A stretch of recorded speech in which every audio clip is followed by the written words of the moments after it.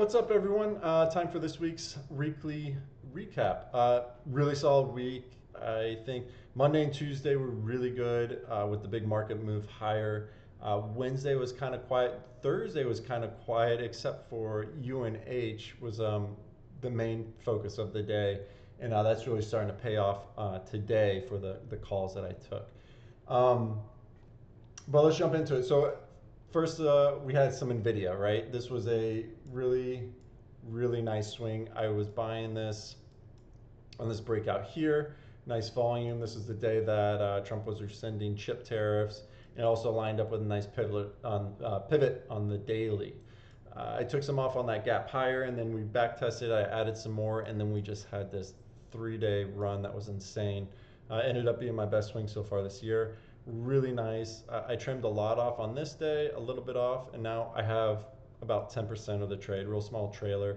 Just going to trail it versus prior day lows. So we'll see how this plays out over the coming days, but this was just my trims coming into that day. I took a little bit off in the pre-market and just kept taking it off as it moved into my favor for a really nice win. So we'll see how NVIDIA ends up shaping out. What I would like to see is a pullback, a little bit of a deeper pullback to where I could either get back in and maybe in the 128 area. It's a real nice pivot, or a little bit lower. Just a nice little back test. I would like to get in for a longer term hold, maybe into the end of the year. For a potential rally to new all-time highs here back in the 153s and higher. Okay, so that was NVIDIA, pretty solid trade. Tesla, this was just a cash flow high day break play. It's obviously been really strong this week as well. What I liked about this was how it lined up with pre-market highs. So we put in the pre-market highs, right? Then we get a flush lower, reclaims, make a push at the pre-market highs that ultimately fails. And then we kind of consolidate and curl back up and test it again here. That fails. So now we have multiple tests, and now we're starting to hold higher. On this candle, I thought it was going to break, so I jumped in right as it was coming into it, thinking that it was going to push higher. Ended up consolidating a little bit longer, and then on the next candle, it broke through, and we got a really nice follow-through momentum leg that we were able to trim off into. When I'm playing the high day and low day breaks, I really like it if they line up with pre-market highs or lows, mainly because that's usually a liquidity area. And what I mean by that is, if people were shorting this, most of the time, most of these traders are going to be putting their stops above pre-market highs, and vice versa for longs. If people are buying it, they're usually going to use pre-market lows, right? So if that's their stops, the shorts are going to be buying to cover their position as it's breaking through their stop, which increases the buying and increases the potential for a more exaggerated move, right? And so when they line up together, that's a really good look. And so this one ended up playing out really well on Tesla. All right, what else we got? Mogo, this was just a failed mean reversion reversal. I thought it looked good. We had some good price acceleration, had good volume coming in, multiple legs higher. I ended up taking these short, and when I get into these, they should start working right away. And this one was just holding very strong. The bid wasn't dropping at all, and you could see sellers coming in. It was just soaking all the shorts, and then it started to curl higher. And I was like, all right, I'm going to get out of this position. This doesn't look good. If it, I can always get back in if it does break through here, and then look to take it short again. And it ended up pushing and making a new high. So it was a good out, and that's where reading the tape and the L2 can come into play. Especially when you're expecting a certain thing to happen and it's not. It's probably more times than not, it's probably better just to get out and reevaluate and let it set up again if it does. All right, so that's kind of what happened here with Mogo. They don't all work, unfortunately. So normally what I do is I'll have the high day stop, but in this certain trade, just given how the tape and stuff was reading, I ended up bailing a little sooner. Okay, so what else we got? SMCI, this was a failed breakout with a low day break that I ended up taking. So SMCI had a big news out of the Middle East partnership. So they were gapping up huge. And ideally, I wanted to find a way to get into this long. I wanted to take an opening range break play on this. And so what happened is, and what I really like to see on opening range breaks, is a back test of VWAP that gets reclaimed. And that's what started to happen here. So once I saw this playing out, I was buying into the high of day and then added, and then it just got stuffed right back below high of day. You don't want to see that. That's usually, a failed breakout. It's not a good look, and that's exactly what happened here. So I took off the position, kept tabs on it, and it ended up setting up for a nice looking low of day break. And that's why it's really important when a name's in play. It's good to have a bias, like a direction, but if it's not setting up and not playing the way your bias thinks, like I wanted to be long this, it's clearly not working, it's okay to flip if it's setting up in the opposite direction. That's where reading price action really comes into play. And if I didn't want to play this short, I would have missed out on this opportunity. But I saw the short setup playing out. It's nothing wrong. Stocks get sold on good news all the time. So you got to keep an open mind and let the price action tell you what's happening. Okay, so we make this. What the price action is telling me is we make this push through high day of the opening range and it gets stuffed. Now we test the low day again and we put in a lower high, and we come back into low day again. Now we're consolidating below VWAP. I'm like, this is going lower. I started shorting it, added it as it's coming through low day, and this was an aggressive cover. The reason I was a bit more aggressive was low days have been tough in this market. They've been very trappy, tons of reclaims, tons of stuff like this. You pop through low day and it reclaims immediately. So I was figuring, okay, it's breaking in my favor. I'll take some off here, and then if it goes in my favor, I'll take more off. But it ended up working, right? Now I didn't want to get caught in this position, and it's a big reclaim, and I get without taking any kind of profit, as it was in my favor. But ended up working out. Got a really nice trade on this, and made some good money. But yeah, just low day breaks can be very market dependent as far as like sentiment and stuff. We've been so strong, so it's hard to short stuff as it's going through lower days. They've been super trappy, with reclaims happening all over the place. So it's not, it's worth trying if it's setting up. You got a really good clean setup. I thought this was a good look, but just don't overdo it and don't keep trying if it's not working. All right. So that was SMCI. UNH, this was, the talk of the town the last couple of days. I mean, they've gotten hammered the last few weeks. And, the CEO got killed, and the CEO the replacement left, and then the SEC comes in and files an investigation for a fraud, which is never good, and that's where you got this big gap down here. But given the circumstance of where we've come, how quickly, there was a good chance that we were probably going to get bought off that news, and that's what we were preparing for. Now, it wasn't an easy trade at all. What I was doing here, I'll show you, was we were coming into the pre-market pretty extended from VWAP, and so I started buying, was just trading around the position, and we got the opening imbalance, and it got sold off hard. I added to my position at the open, thinking that we would flush and then get bought and move higher back to VWAP, and it just stayed weak the whole morning. So as I was trading this, adding and trimming and then stopping out, I took a pretty good hit on this trade here. Then I tried again on the turn. I think we would get the move back to VWAP. That didn't work out either. I got a little profit off and then ended up stopping just below break even. And then I tried again on the turn here with a little bit of volume. That didn't end up working either. Took a little bit off into the move, got stuffed, stopped out, break even. And at that point, it was like, I don't know, 3 or 4 trades. I was down. I was 0 for 4 or 3, whatever it was. And I was like, all right, timeout. Let's reevaluate, let this thing set up.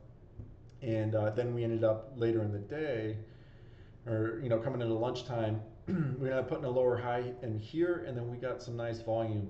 And just from watching the tape, it was a pretty clear change that buyers were stepping in more consistently. So I got in, and we ended up getting some really nice follow through on this pop here. Trimmed in, got back above VWAP, saw we were holding, so it was like I added to my position. I was just kind of trading around a core position here.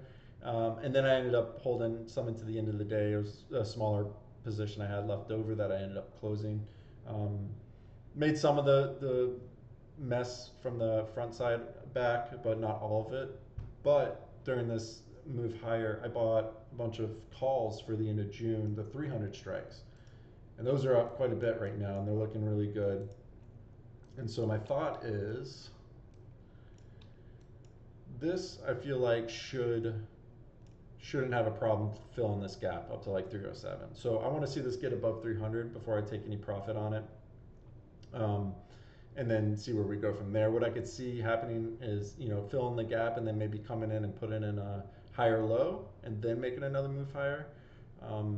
Or we can make a bigger move, maybe up into the 320s, 330s, back test the 10-day, then come back and put in a higher low. But given the amount of volume that was in, like this is the most volume this stock has had in like recent history, on a short move like this, I'm pretty confident that this is the near-term lows. It doesn't mean that we couldn't bounce and then it makes new lows later on in the year, but I think right now in the near term, this is a good spot to trade against for the bounce higher.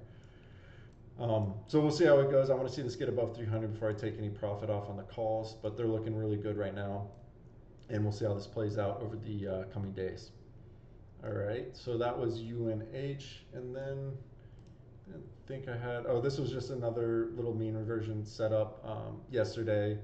I don't think there was news on it. I think there was just a seller that stepped in and unloaded their position, and then once they were gone, it bounced back and moved higher. And I just waited for the turn, took the turn, and got paid on the way up. These trades don't have to be difficult. You wait, just be patient, right? Just trying your best to avoid these front sides, and once it makes the turn, you can hop in. You have a clear stop, clear entry, and then you look to take profit on your way, with hopefully getting back to VWAP is usually my ultimate target. So that was K for a nice little mean reversion. And okay, so coin, this was yesterday as well. I think this was also an SEC investigation headline or something. And I had just gotten back to my desk from lunch, and it was a really aggressive short here. Kind of spur of the moment thing. I saw the headline. I was like, I'm gonna short this. Ended up working out. It made a quick flush down the 240. I covered a bunch, and then it started popping back up, and I just stopped out as it was coming back, and it ended up bouncing back into VWAP or so. But this was just a really aggressive trade. I'm glad it worked out. But a better way would have been to wait for either, you could have waited for the bounce and then shorted the turn on the bounce. Or you could have waited if it consolidated here near lows. You could have used 240 to short through as it broke through. But either way, this ended up working, so happy with that. That was coin for a little breaking news short there.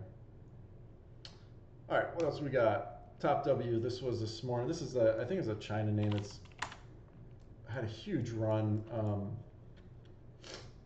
last month, and it was gapping up big today. I was like, all right, if this thing wants to run and break these highs, this could really get going. So I was watching it. I wanted to see what it would do. And we got this consolidation. I was just waiting for volume to come in to see if it wanted to run, and ended up getting some volume coming. So I bought it through some levels, and then I added through 12. And it ran into this high pre-market highs here, kind of stalled. So I was like, all right, let me take a little bit of profit off in case this fails. Ended up holding and then breaking through. I could have added through high day here. It wasn't really, I don't know. I think I was more concerned with taking profit at this point, but ideally this would have been a good add. I think what would have happened, if I would have added through here, it probably would have brought my cost basis up a lot, and I may have traded the trade a little bit differently. But in hindsight on these momentum plays, if this is going to squeeze through pre-market highs, it should just go, and I should, even if my cost basis got brought up to 12, it wouldn't matter because it would be moving in my favor immediately, and that's what ended up happening here. But either way, I took profit off into this move. Ended up being a really nice trade this morning to start the day. Okay, so this was TOPW. And then this was just a little afternoon trade I actually had just a little bit ago. Kids, just not the cleanest price action, but we had a really strong linear leg here, little consolidation, and then we had some pretty big price acceleration here with volume coming in.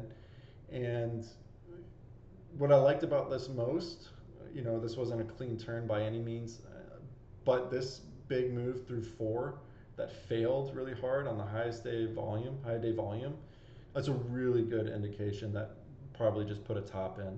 at least for the near term. Now, I don't know where it's at right now. It could be a high day for all I know, but in the near term, I thought this was a good probability spot to get in for a ride back to VWAP.